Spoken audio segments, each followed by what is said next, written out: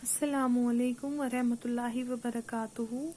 Students, today I am going to deliver a lecture of science of standard 5th. Today is our lecture 2, lecture number 2nd, and our topic here is respond to the stimuli. As we all know, stimuli is a change in the environment of organism that causes it to respond, that is to react. There are large number of examples of response to the stimuli.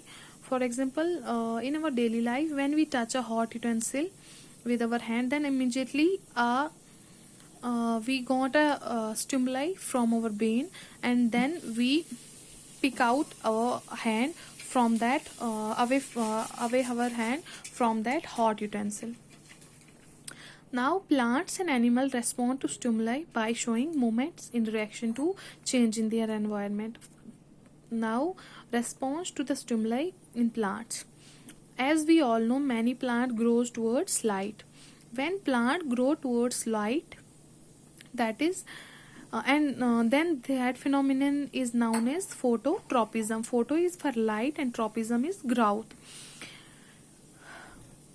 Plants that show growth towards light are phototropic plants. Light is the stimulus and growth of plant is the response. Similarly, leaves of touch-me-not plant. Here you can see the image of touch-me-not plant. When we touches the leaves of that plant, then suddenly the curling of leaves occur.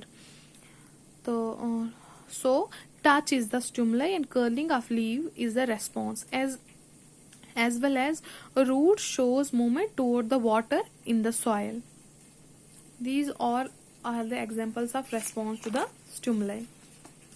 Now, in animals, we have seen many animals show a response to a stimuli such as source, sound and light. For example, insects such as moth are attracted towards light.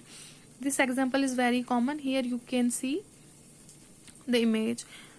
Now, second topic here is movement. As we all know, all living things show movement. Movement is the characteristic of a living organism. Movement of an animal is different from that of plants. As we know, many plants are fixed to the ground and can't move from one place to another place. However, certain plants have some characteristics through which they can move from one part to the another part.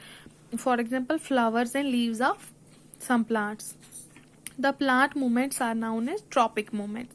When plants show movement from one plant part to the another, then that process is known as tropic movement.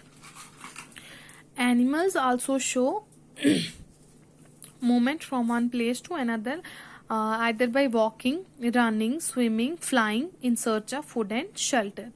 These all are the examples of movement.